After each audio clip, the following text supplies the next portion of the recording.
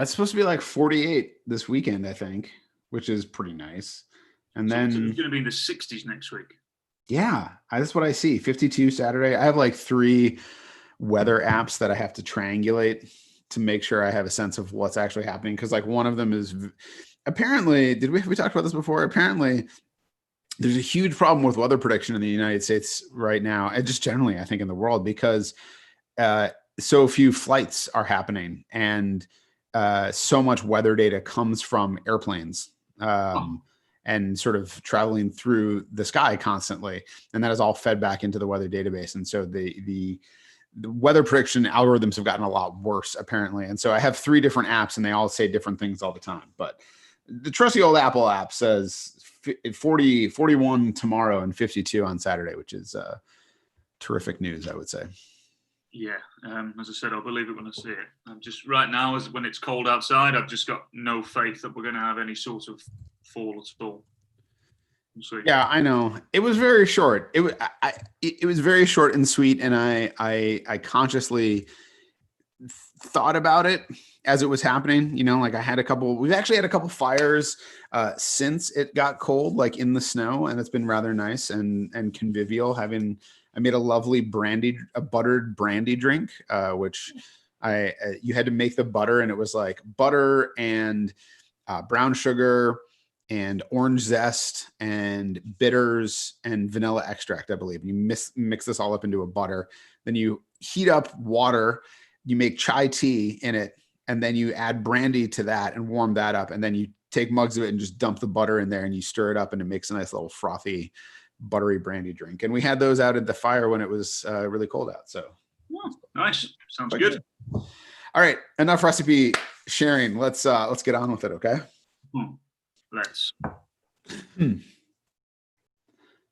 Good morning, afternoon, or evening, depending on when this finds you. Welcome to the Sound of the Loons podcast. I'm Steve McPherson, and I'm joined by California Love Williams. I never practice these things. On the docket today, we're going to go back to last week and talk about 2 Minnesota wins in a row against FC Cincinnati and Colorado. Then look ahead to yet another game against Sporting Kansas City, the 789th in the never-ending series. And maybe we can even talk about the Chicago Fire a little. It strikes me that every week we do this and we talk about the last 2 games in the next game, but then we miss the other game because we play 350 games a week. So maybe we'll get to the Chicago Fire. But first, we wanted to take a moment and give a shout out to the presenting partners for our 2020 season: Allianz, Allina Health, Bell Bank, Blue Cross and Blue Shield of Minnesota, Federated Insurance, and M Health Fairview. We really want to thank those sponsors for sticking with us throughout this weird and wild season. To learn more about any of our partners, you can visit mnufc.com/club/partners. Cal, I think I figured out, I alluded to it before, I think I figured out one of the reasons that 2020 has felt like it's just taking forever. And that's, okay, so let me lay this out. There were 2 game weeks before the season was suspended, back in March. Then there was the MLS's back tournament. And then Minnesota United played their first game of the season, the resumed season, on August 21st against Sporting Kansas City, whom the team is going to be facing this weekend. In the real world, it has been 9 weeks since that game. That game was 9 weeks ago. In MLS, we just wrapped up week 21. So I feel like I'm on that planet from Interstellar where time is like all messed up and everyone on the ship has to wait like 23 years for the people on the planet who feel like they were gone for 3 hours. Like, realizing that we've squeezed, I mean, even if you give a couple of those group stage games count and those first 2 weeks, that's still really like, it should be 12 weeks, 13 weeks, and we've squeezed, it's week 21 in MLS somehow. And this is why I think 2020, it feels like it's never going to end. I'm tired, Steve. I'm really tired.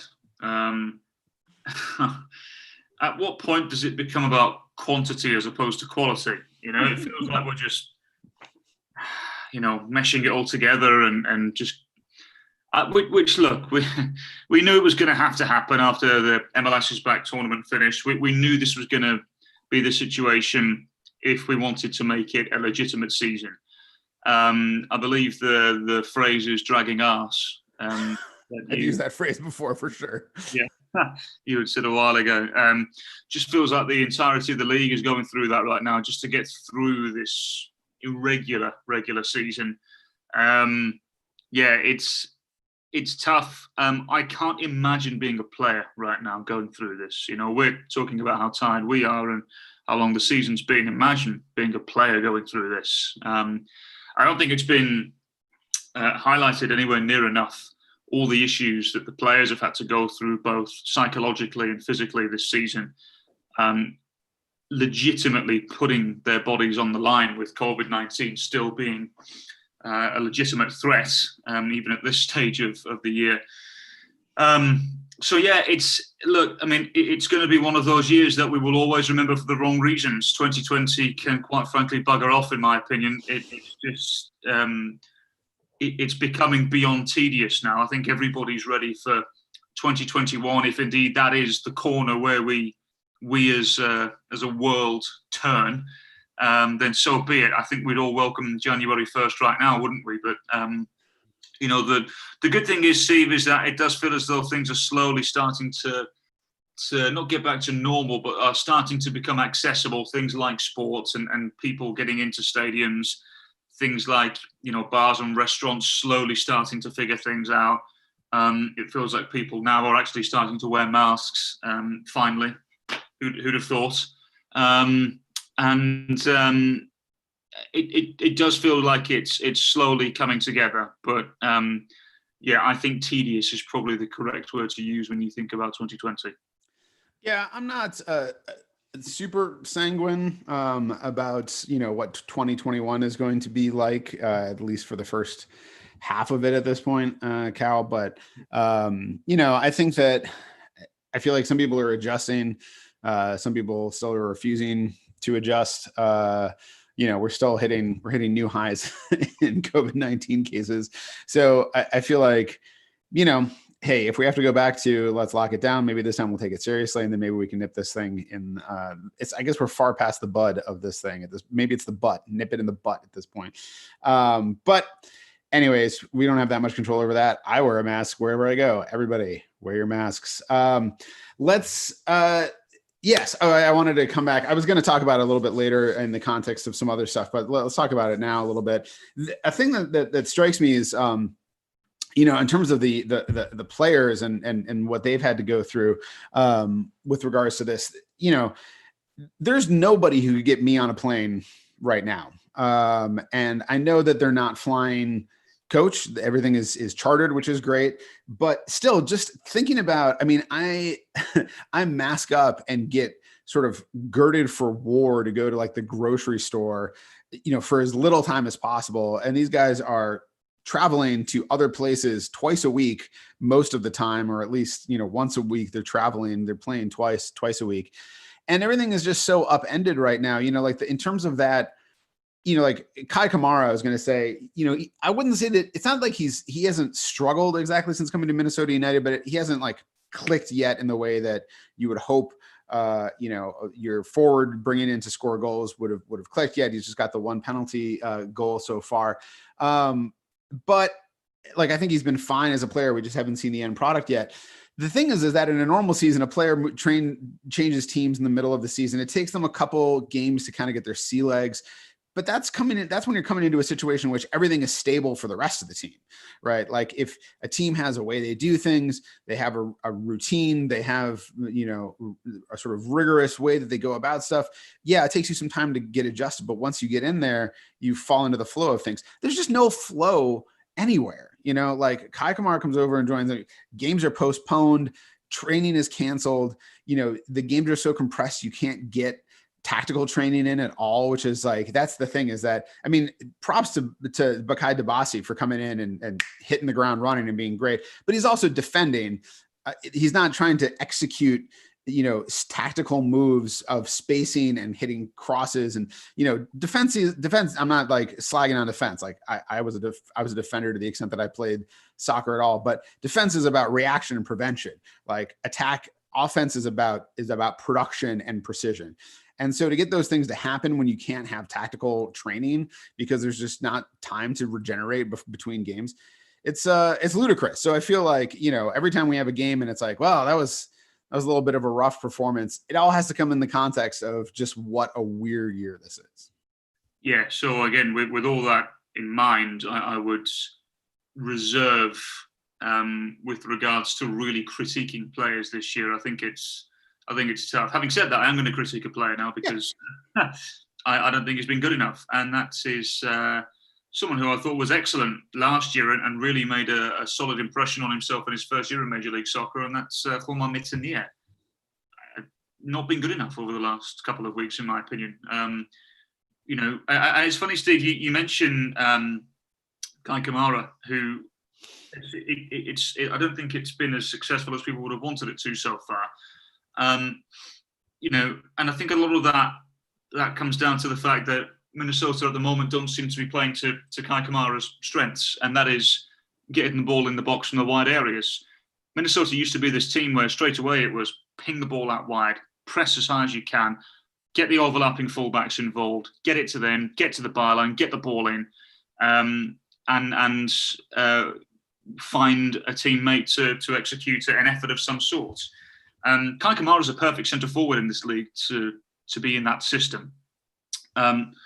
And we've not done that anywhere near as much as Minnesota used to over the course of the last 2 or 3 months, in my opinion. Now, I think a lot of that comes down to the addition of Emmanuel Reynoso. A lot of the play now goes through Reynoso in the centre of the field, and I understand that. But I think because of that, Minnesota have perhaps sacrificed a little bit of the wide play. And also now because it looks as if when everybody's fit and healthy, it's Robin Lod on the right and it's Kevin Molino on the left, either side of Reynoso, both more than capable. Obviously, we saw Robin Lod score again last night. But because they're playing it as inverted wingers who are natural with the opposing foot to the side that they're playing on, it's very rare that they actually get to the byline and cross, and there's no momentum with these crosses. Whenever the crosses come in, it's usually because the players check back and they can whip a ball in, no problem. But Steve, there's something to be said about when you have a cross coming in and it's got a ton of pace behind it. Those are the types of crosses that Kai Kamara loves to attack, and we've seen him be successful with those types of crosses during the entirety of his career here in Major League Soccer. So, I understand a little bit of the criticism. But I think it's harsh at the moment, and I don't know if things necessarily need to change because Minnesota are winning, but I think it's safe to say over the course of the last 2 games, it's not been particularly pleasant viewing, and I would assume there would be some discussions up at Blaine at the training centre over the course of the next few days about that. Yeah, I feel like Kai really would have liked to get his head on that ball that Lalas Bubakar headed into. That was a perfect cross for Kamara to knock in. We'll talk about that a little more soon. Let's talk a little bit about the winning ways, as you said. Minnesota United now undefeated in its last 6, which is 3 wins and 3 draws. That's the second longest streak in the club's MLS history, behind a 7-game unbeaten run last season. It's funny how this stuff changes, because before the last 2 games, you would have said, well, they're unbeaten in a bunch of games, but they've all been draws. They've won 1 game, they lost 2, they drew 3. Where's the production? Where's the final ball? And then you see 2 wins, and you're like, great. But those 2 wins hinged on a goal in the 92nd minute by a sub off of a corner kick awarded sort of speciously, and then an own goal, So it's kind of one of those things that, again, soccer is cruel, as I never tire of saying. The way that a game looks can have nothing to do with what the result is. And then once the results are in the books, those are the results. Minnesota's gotten 6 points over the last week, regardless of how those points came. So I don't know. It's tough. It's one of those things that's like, well, these are the results. We've only got a couple games left. If it gets you into the top half of the playoff seeding, then, take it. The playoffs are a whole new game anyways. Yeah, it's important to move into the playoffs with momentum, as we've said in the past as well on many different occasions. It has been a clear and obvious piece of evidence over the course of the last few years in this league, particularly, that moving into the postseason with momentum can take you just about anywhere. The last 2 games in particular, they've not exactly been enthralling from a viewing point of view, have they? No. We'll talk about Cincinnati first, I'm assuming. And look, correct me if I'm wrong here again, Steve, but the Loons did it in the very stereotypical Minnesotan way and made it very difficult for themselves, but ultimately got a victory. And I think it's important, again, when we're talking about people like Aaron Schoenfeld. He understands his role. He understands that he's going to come in for the last 20, 25 minutes from time to time, and he may start the old game. I think that's so important for a successful roster, particularly in this league where there is so much travel involved.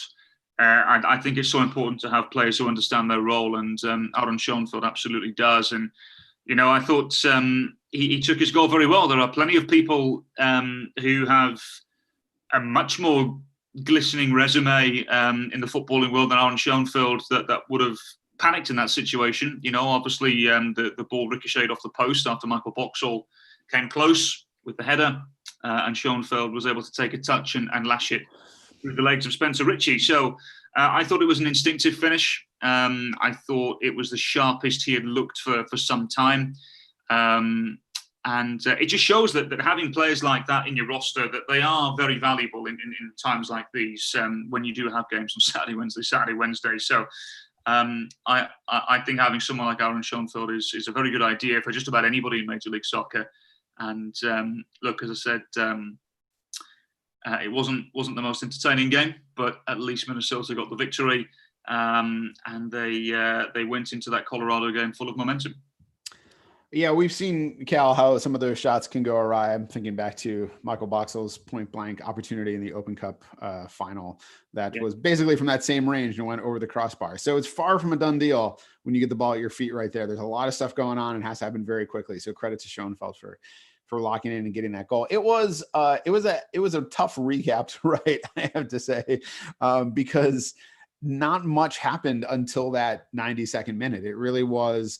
I mean, the too many goals. I'm going to just go into some inside baseball here about writing a recap. As you're taking notes on a game to look back at it, there's sort of a sweet spot of goals. Like, I think 3 total goals in a game, between 3 and 5 total goals is good, because that gives you, 3 goal clips to play. It gives you, a good game. A 2-2 draw is good. A 2-1 win is good. A 4-0 win can be okay. If it gets to be too much, once you get over, like, I remember writing the Cincinnati game that was a 7-1 win. It's like, okay, do I really have to talk about every single goal here? Because eventually it just starts to feel like overkill. And then, a 0-0 draw is one of the worst, because there's so much you have to just sort of make up. You're talking about close opportunities. If there wasn't like a fight or a major injury, it's like, what do you hang your hat on? And that's how Cincinnati felt. There wasn't a fight or a major injury or something it just felt like Cincinnati was not playing very well. Minnesota United was playing down to that competition, that level of competition, not creating chances. Stuff wasn't going on. And then that goal comes into the last minute. I was like, this is even worse, because literally, who cares about anything that happened in the 91 minutes before that goal happened? So let's talk a little bit about the goal itself. Should it have been a corner kick in the first place? No, absolutely not. I sort of talked myself back and forth on it for a minute, because I saw it. I was like, oh, that's definitely out on Reynoso. And then they gave the corner kick, and I was like, well, maybe they saw something. And then I saw it again. I was like, yeah, no, it definitely was off Ray. So just to clear this up, there's no capacity for VAR in the rules on that play, because the play itself was not, a goal or a goal scoring opportunity. And honestly, at this point, with the way VAR is, I'm kind of fine with it. And I think I would even be fine with it the other way, because I think there's a level of micromanagement in VAR that is like the thing of like, let them play, and then, so you can then stop it later and rewind it and then take goals off the board and things like this. I sort of would rather just have, human judgment happens. Sometimes it happens in your favor, sometimes it doesn't, than trying to establish this like rock solid, this is the way things happen.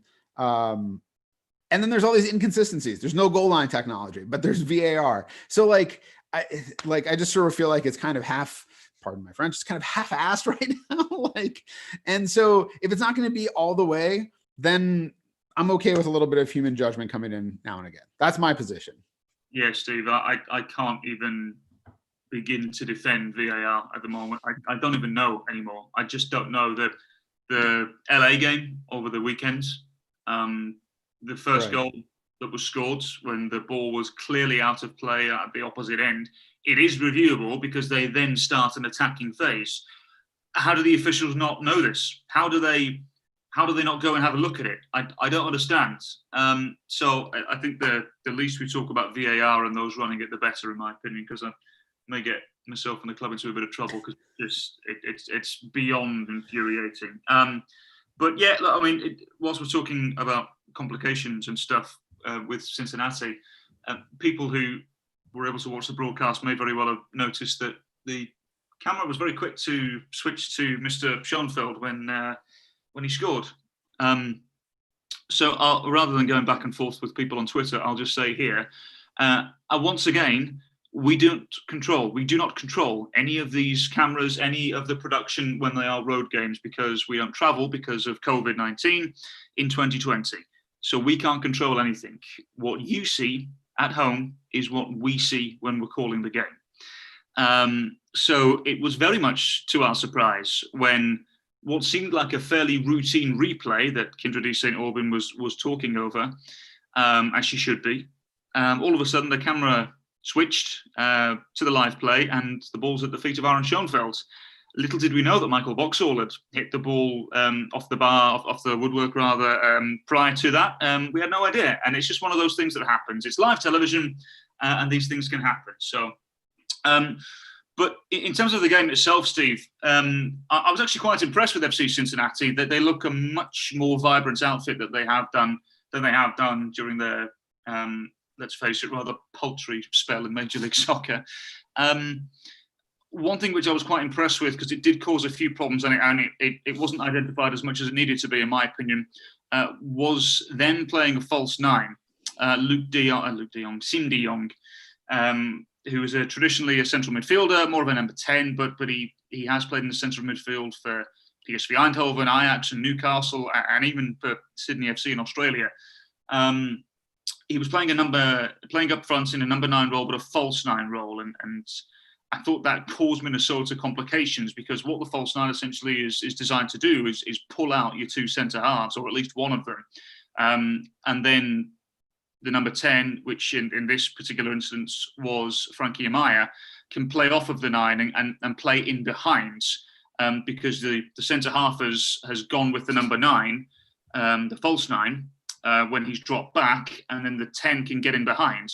And also it usually, not all the time, but usually, and it did on this particular incident on several different occasions at Cincinnati, the wide players tucked in and essentially became sort of makeshift centre forwards, and the wide threat comes from the fullbacks, which again it did through Gutman and Zico Bailey, who I thought was impressive on his first MLS start. I don't think enough was made of that, because it caused a lot of problems for Minnesota United. But eventually, once they sort of understood what was going on, hello, this is Mari, for those watching the video feed. Say hello.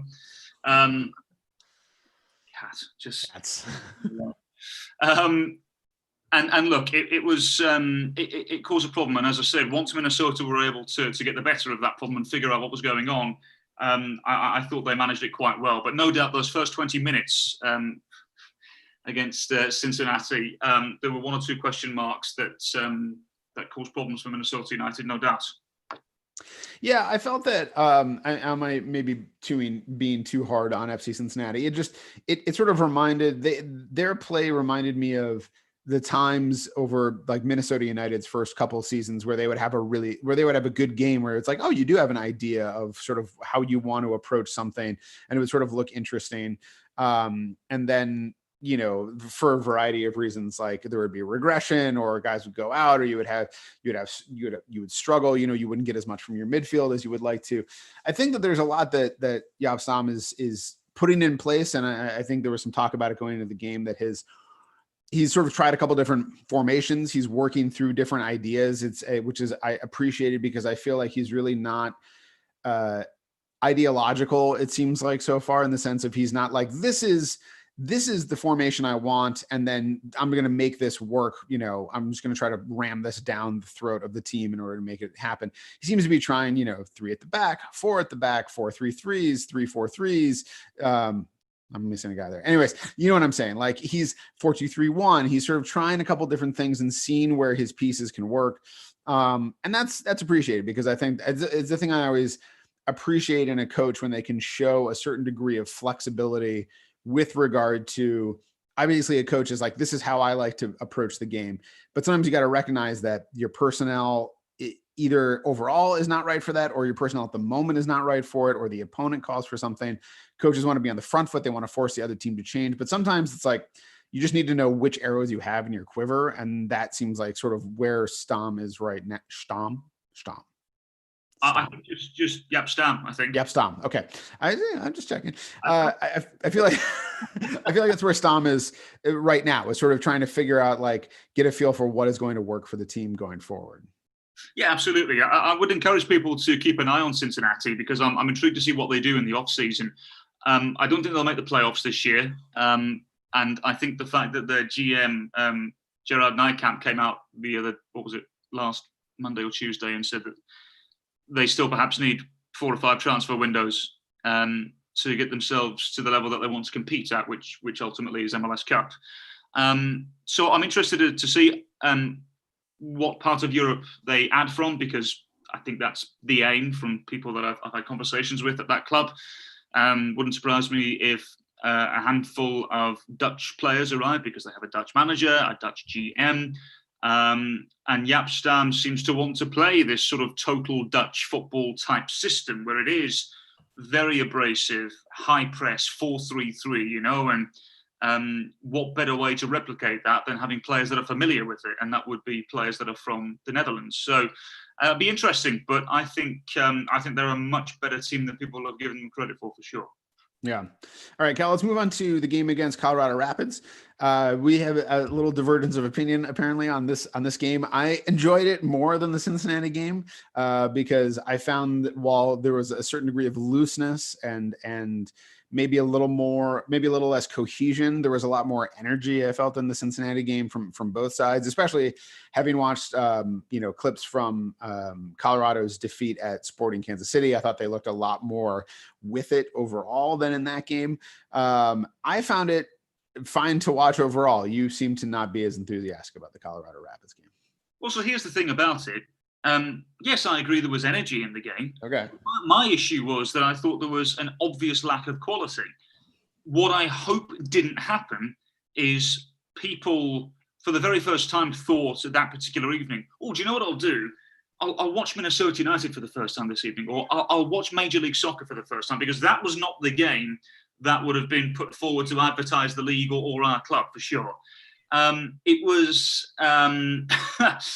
I must admit, Steve, I thought from a quality point of view, there were so many loose passes, so many wayward direct balls, efforts off goal. There was a generic lull to the game, I thought. It just looked like Colorado Rapids, a team that had only played one game in the last 4 or 5 weeks. I thought they started well, which was to be expected, but after that, you could tell that they were lacking in terms of sharpness and fitness, which led to a lot of individual mistakes. But I thought Minnesota were brought down to that level, to be honest. I'll be honest, I know you said it was a struggle to perhaps write the recap. It was a struggle to call, let me tell you. I must admit, I thought it was one of the worst MLS games I've ever seen.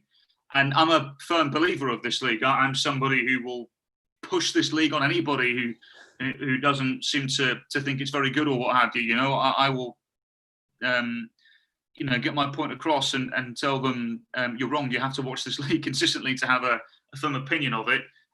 But even I will admit that was not the greatest advertisement for Major League Soccer ever. Having said that, Minnesota United got themselves the victory.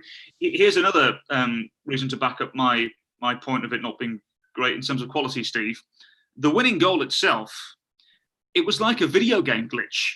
The fact that Ethan Finlay put a good ball in, that was a moment of quality, of course, but Finlay puts the ball in, and Abubakar is running back towards goal. He's not even looking at the ball, and it hits him square in the face, and it goes in. I've never, ever seen an own goal like that before. I couldn't believe it. It caught me off guard. I was like, has that really just happened? Yeah. an element of misfortune about it, of course, but look at the ball, man. Turn to the ball. I just didn't think it was a great moment. And I think, like I said, end of the day, Minnesota got the victory they wanted.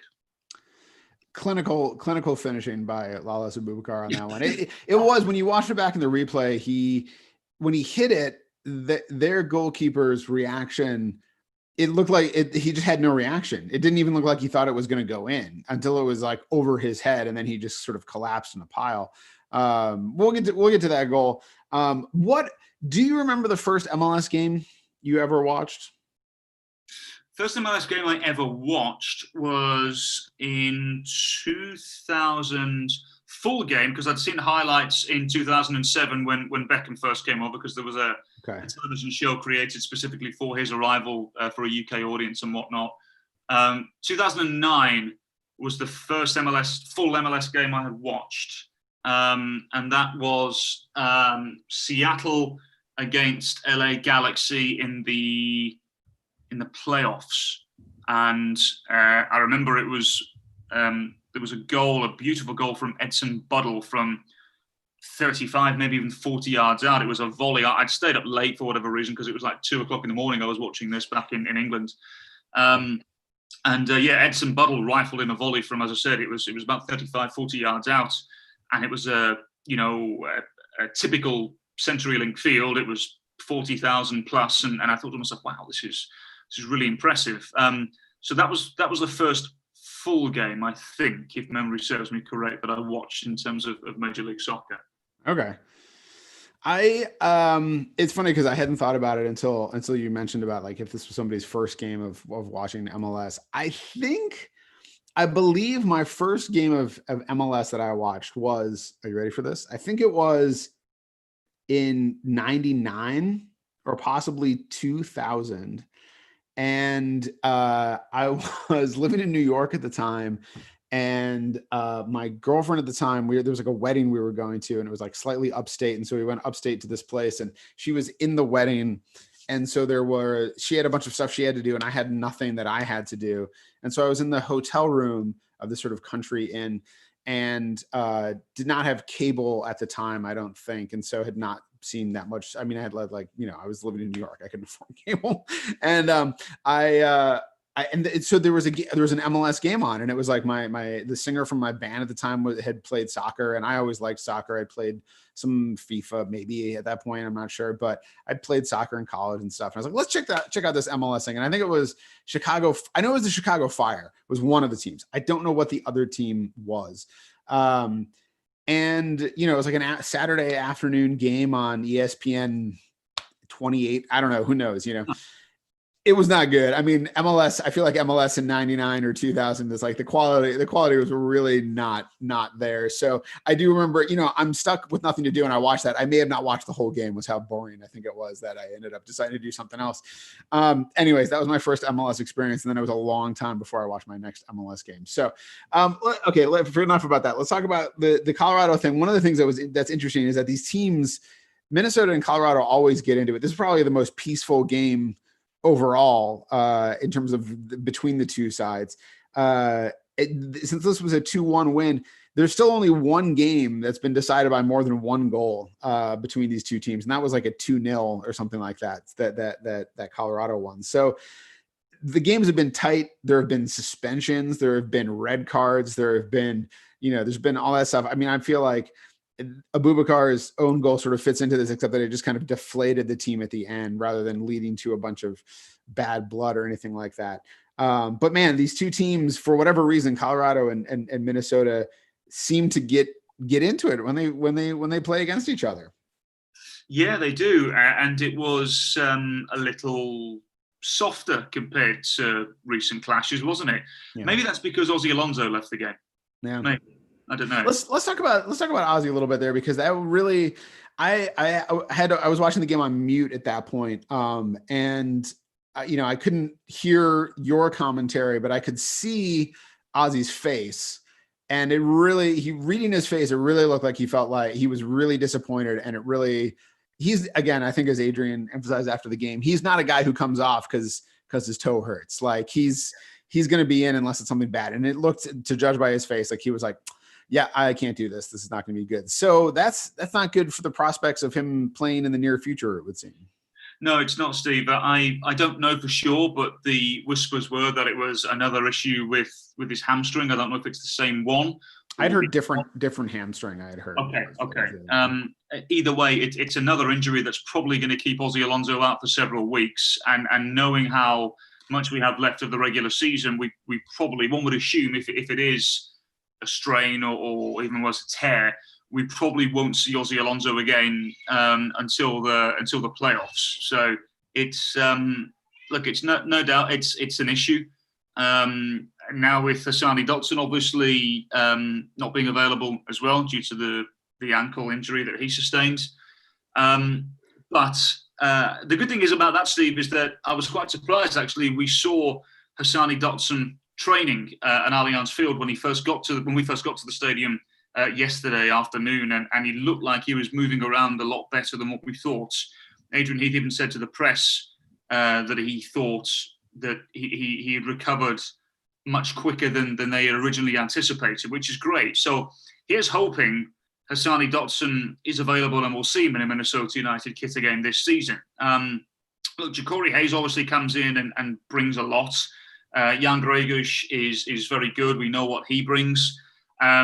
And Marlon Hairston can come into the central midfield and do a job as well. So I think, it's good to have depth. I wonder if Minnesota will make any additions today, which is obviously the trade window today across Major League Soccer. I think they will. I know they're trying one or two things. Whether they come off or not is another thing. But if they can get in some more midfielders, in my opinion, it would probably help, because I think the depth of this team, much like across the entirety of Major League Soccer, Steve, is really being tested this year because of the situation that COVID has presented, and having games Saturday, Wednesday. It's been problematic for just about everybody in Major League Soccer. No more so than Colorado Rapids, of course, but. So it's a shame if Alonso is injured as badly as one would assume. If it is a hamstring strain, or as I said, even worse, a tear, we'll have to wait and see. But in my opinion, losing anybody who has the experience, know-how, and resume of Ozzy Alonso is going to affect any team in Major League Soccer. Yeah, it's almost like, with this season, it's like your depth needs depth, because I feel like this season Minnesota probably had its deepest roster, but it's already had to dig into that depth. And so now, like, if you could add, a couple more of those utility guys. We've seen how useful at different spots, Raheem Edwards, Marlon Hairston, even James Musa from time to time, how useful those guys you can sort of play, a little defensive mid, a little outside back, a little winger. If you could do a couple of those things, that's great. Even Jacori had a little bit of a groin issue, I believe, that pulled him out of the game. So again, if you're looking at really 1.5 completely healthy, sort of double pivot guys, you're going to need to find some other options going forward. I want to talk about the goals a little bit. I thought the first goal, again, I would agree with you, pretty sloppy overall. The first goal was a real spot of quality and really showed how much the Minnesota missed Reynoso for those games that he was at, as that guy who can provide that moment of quality, like to just open things up and do something that you need a little bit of that extra precision, that extra skill to pull off. Really having the vision to see Lud like on that run coming in from the wing, which also I want to give a shout out to. Again, we talked a little about Schoenfeld already, and he's obviously got pulled into a much bigger role in this game than was necessarily expected. But he dragged his defender sort of out of that position. He came towards the ball in the box. I'm not going to give him credit for the foresight to understand everything that was about to happen, but understood that keeping moving, you're pulling your defender away, and that just opened up the swath of space, and Lud could slide in there because the fullback on that side was out of position. So good move from Schoenfeld to get out of there. And then Reynoso to have that vision to see it and then put the ball right on Lud's feet, his preferred left foot again. Really smacked that ball. It was really nice to see a strong finish like that. It was a lovely finish, and it opened up lovely for him. Finish, get it? There you go. Yeah. No, it was a really good finish because the way that the ball was played into him, he could have very easily let it come across his body and gone back across the goalkeeper again and used the right foot. But because obviously he's clearly more comfortable on the left foot, Steve, he opened up his body really nicely, and there was enough pace behind the ball where he knew if he hit it first time, it would cause the goalkeeper a problem if he hit it low enough, which is what he did. So I thought, again, it was probably the best moment in terms of quality of the game, I thought, Steve. Reynoso is just like, it's literally like stroking silk watching him play. He just is such a thrill to watch. And I'm really intrigued to see, once he has a full season with Minnesota, because a full season in normal circumstances as well, I really wonder how good this kid can be. I think he can be really, really top draw. You don't play for someone like Boca Juniors for several years like he did and win 2 Argentine titles like he did for no reason. And I said this before about him when Minnesota first signed him. When he first came in, after the first year at Boca Juniors, rather, he was known best as a number 10, but during his time at Boca Juniors, he had several different managers. And because there was a certain player called Carlos Tevez playing the number 10, that there wasn't enough room for Emmanuel Reynoso at that stage, which is fine. But in my opinion, I think it says a lot about the player himself, the fact that every single manager that he had, I believe it was 3 different managers he had at Boca Juniors, every single manager tried to get him into the starting 11. And that's why he was playing predominantly in the 8 role for Boca Juniors. And then would play in the number 10 whenever Carlos Tevez was needed up front or wasn't available or what have you, So it was, I think it was such a smart move for Minnesota United, because if he carries on like he's done, and as I said, if he excels in any sort of sense of normality, hopefully in 2021, 2022, I see no reason why Minnesota wouldn't find themselves in an Atlanta United situation when they sold off Miguel Almiron for nearly $30 million, and obviously that would be a massive coup for the club. So, and also that's okay as well. We have to accept where Major League Soccer is in terms of world football. It's okay to be a selling league. They aren't the only league that sells their best products away, as the majority of leagues do.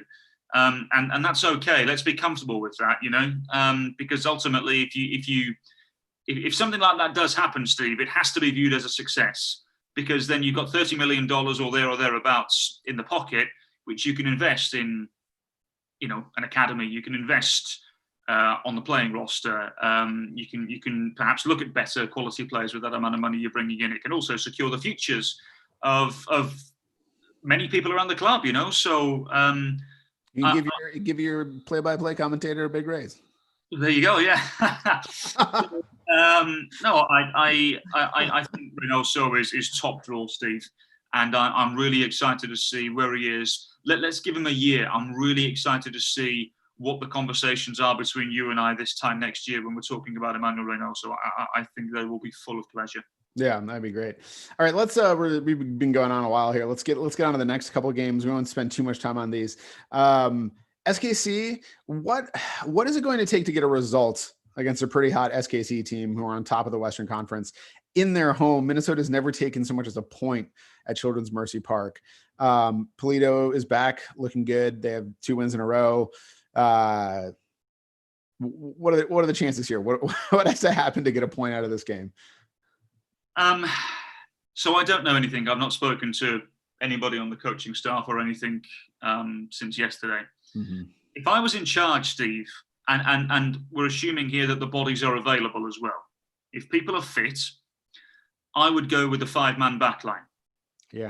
It would morph into a sort of a 3-5-1-1, if you will, once you press forward.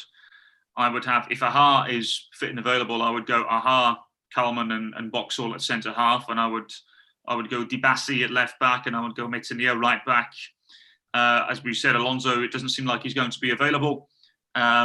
You would assume then Jan Gregus, Ja'Cory Hayes would come in. Obviously, no Hassani Datsun. So maybe you give an opportunity to someone like a Marlon Hairston. And then I would play Reynoso behind Kai Kamara. And I would try and shut out Kansas City as much as possible and absorb rather pressure that will come inevitably, and try and hit them on the break and try and rely on the wing backs to create from out wide, but again go through the centre and go into the feet of Emmanuel Reynoso. That's what I would try and do, but I don't know how Adrian Heath is going to play this, Steve. But it's a difficult place to go. They're top of the West for a reason, so they just seem to be able to grind out results. They have a roster that is ripe with experience. They've been there, done that, and gotten the T-shirts, not just in this league, across a variety of different leagues across world football as well. So, I would go with that sort of approach towards it, which I think is okay. They won't be the first team to go and do that at Kansas City this year, because I think, let's be honest, that there would be humongous emphasis on the two games after that, which are both at home against Chicago and FC Dallas. Right. I mean, I think that you're looking at 3 games left. You're looking at wanting to have health going into the playoffs. You're looking at a couple of players with knocks to begin with. Go in there and then just try to frustrate SKC as much as possible for as long as possible and eke out a 0-0 or 1-0 if you can steal a goal. A 1-1 draw, like just something that, like, again, it maybe don't, you're not going to play pretty. You're missing some players who can help you do that kind of stuff, but you've got Reynoso and you've got Kai Kamara. So maybe let those guys work on their own and then let everybody just fall back into lines and just, try to hold Sporting off as long as possible. And maybe they get frustrated and annoyed, because you're looking at a Chicago Fire game that should be eminently winnable at home and an FC Dallas game that should be winnable as well, given the success that Minnesota's had against FC Dallas at Allianz Field. I mean, let's just touch on the Chicago Fire briefly as well, because they're, again, we tend to forget the second game of these matchups. I guess the question I have is, the Chicago Fire right now is just, they can make the playoffs. Definitely. In the East, there's a lot of slots open. Will they make the playoffs, do you think, at this point? I think so, Steve. I think they've got enough about them. I'm a big fan of Beric up front. He's a handful, and will be a handful when Minnesota play them next Wednesday. I think they are a little more direct than a lot of people would realise. I'm a big fan of Alvaro Modran in the centre of midfield, Steve. I think he's excellent. There's a reason why at one stage he was deemed the next big thing when he was coming through the academy at Real Madrid. It's not just any player that happens to. You're not just given that label just because. There has to be an element of truth about it. And obviously it didn't quite work out for him. He ended up playing in a couple of other different places around Spain, but he's played in La Liga for the majority of his career for a reason. He's a top player, Steve, and everything goes through him. So if I was Adrian Heath, my instructions there would be to stop the ball getting at the feet of Medran.